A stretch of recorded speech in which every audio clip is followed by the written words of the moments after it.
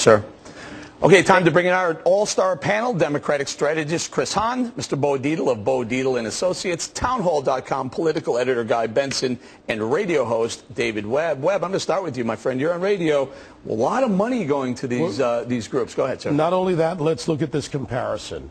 SiriusXM merged. It was a $500 million merger to put the largest satellite company together to service most of the world, versus $3 trillion to run a public broadcasting system. $3 billion. I'm sorry, $3 billion. Sorry, billions and trillions today. You know, they don't matter much anymore. But this is the thing.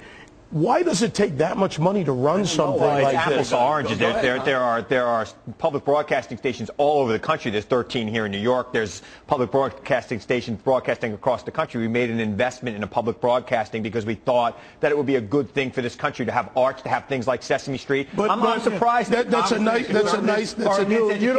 against children. You're against Elmo. You don't think that a network could pick up Sesame Street? You don't think CBS, NBC, or ABC? Let's stop it. This is $420 million of taxpayers' money to support this. 1/10 of 1% is not worth 1 hour of Congress. You got your friend there, the creep that 1% of our federal budget. You got that creep Soros giving $1.8 million. Soros puts why? Because he controls NPR when he puts $1.8 billion. 1.8 billion controls one. Chris, work with me here. Okay. Talk show, okay? Sorry.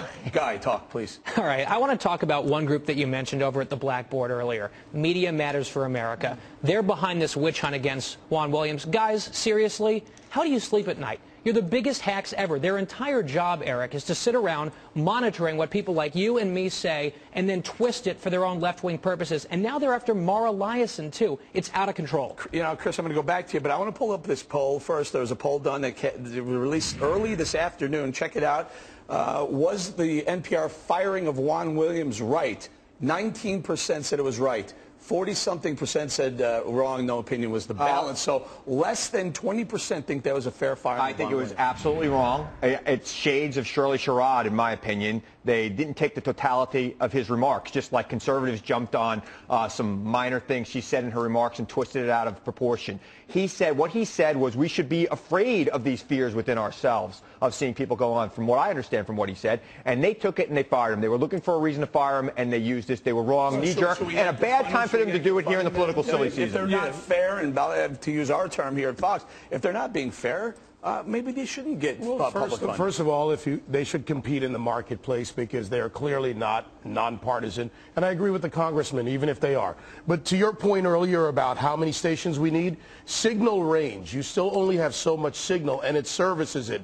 There is a huge problem in this economic model if it takes that much money to run that small Broadcasting is expensive, which is why it's going away. You shut me off before, but what I was trying to say is when you put $1.8 million from George Soros into NPR, you think that he doesn't have an ear into NPR? You're wrong. Also, the fact is, Media Matters. That's the same group that monitors me when I go on Imus, monitors Beck, monitors O'Reilly, monitors every conservative person here. When you say one thing that's off go, all of a sudden they do a blogitation all over the internet and say, guess what Beau said the other day? Beau, they blogitate us sometimes as we're on the air as well. But you're right. You're 100% right. I didn't say that Soros didn't have influence. Of course he did. He was giving them $1.8 million for 100 what he calls reporters. But what are they going to dig up? What are they going to report on, Guy? Oh, obviously they follow the money and they do what their sugar daddy tells them to do. I think you can draw your own conclusions there. 2 quick points. One, Chris, you brought up Shirley Sherrod. I'll remind you that the White House,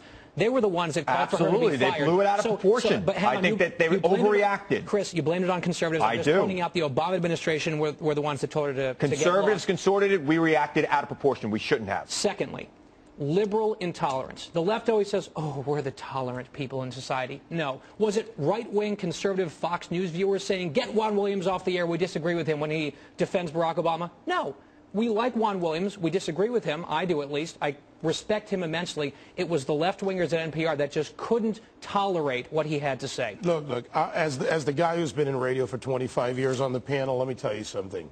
I have seen all kinds of operations out there, but in the bastion of liberalism, actually the bastion of fairness, which is what the NPR claims they are, they have been unfair in my entire career because they have always been biased, and this is fact, not conjecture.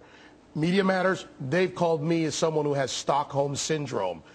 The head of NPR says that Juan needs to consult his psychiatrist. Let's just focus on this. It's not. There are going to be left-leaning blogs, and there's going to be right-leaning blogs. There's going to be all types. My problem is, Chris, they're getting taxpayer funding. You know what? We live in a republic. You don't always get a vote on what goes to get funded. You don't have to like everything that gets funded. There are things in the budget that I don't like. There are things in the budget that we all don't like. We can't agree on it. It's a republic, not a democracy. We've got to learn the difference when in this guys country. get in January, they should vote this garbage out. They can do whatever. They can try to do whatever they want. It's not going to happen. Leave it there. Stick around. We have a big